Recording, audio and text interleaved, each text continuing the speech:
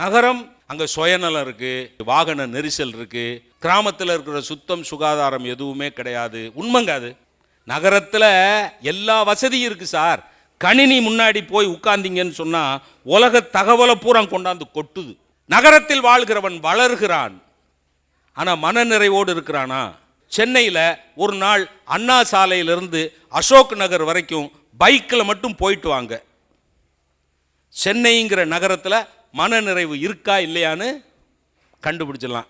அந்நிய நாட்டில் தாய்மொழி போச்சு, பண்பாடு போச்சு. வருத்தத்தை சொல்லவா, அந்நிய நாட்டில் தமிழ் மொழி சாவுறது பிரச்சனை இல்லை. அருமை பெரியோர்களே, இந்திய நாட்டில் குறிப்பாக தமிழ்நாட்டில் உள்ள நகரங்களில் தாய்மொழியை புறக்கணிக்க தொடங்கிவிட்டார்கள். எங்க நகரத்தில் பேப்பர் படிக்கிறவன் முதல்ல பேப்பரை திறந்தோன்னு ராசி பலன் தானுங்க பார்க்குறான். கும்பராசி நேயர்களே,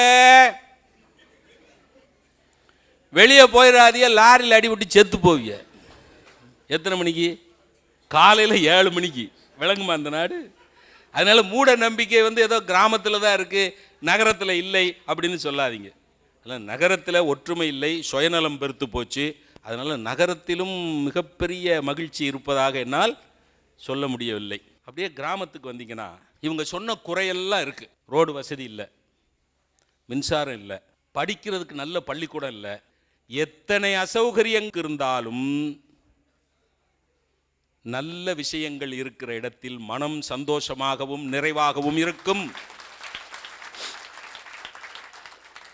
கிராமத்தில் அசௌகரியங்கள் உண்டு, கிராமத்தில் வசதி குறைவு உண்டு, கிராமத்தில் மின்சாரம் இல்லை, கழிப்பறை இல்லை, ரோடு வசதி இல்லை, எதுவும் இல்லை.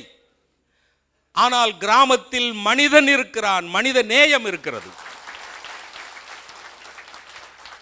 அந்நிய தேசத்தில் மனிதன் இருக்கிறான், நகரத்தில் மனிதன் இருக்கிறான், ஆனால் கிராமத்தில் தான் மனிதம் இருக்கிறது.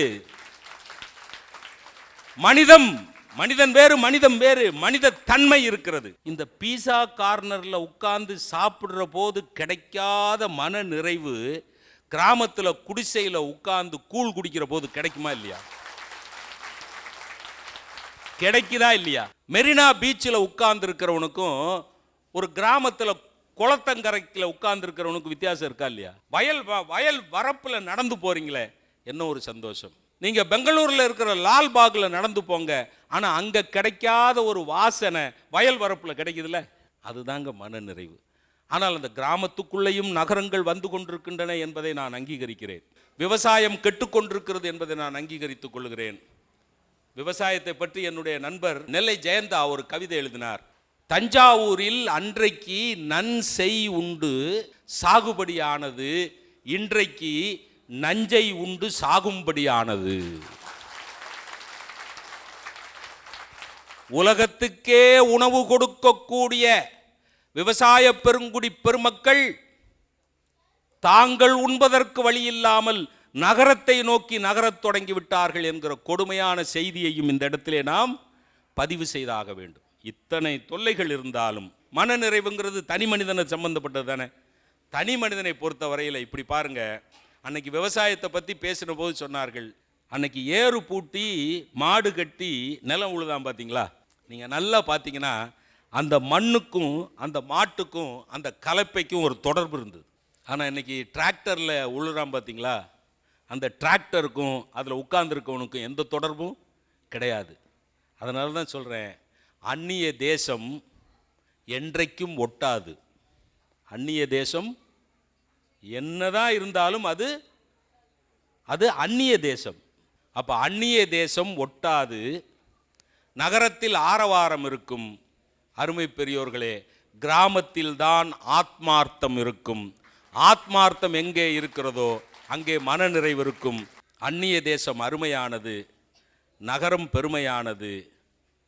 மன நிறைவு என்பது அருமையிலும் பெருமையிலும் இல்லை. எங்கே இனிமை இருக்கிறதோ அங்கேதான் மன நிறைவு கிடைக்கும் என்றால் இனிமையான கிராமமே என்றைக்கும் மன நிறைவு தருகிறது என்பதை தீர்ப்பாக கூறி இந்த அருமையான உரிமை குரல் பேச்சரங்கத்தை நிறைவு செய்கிறோம். நன்றி.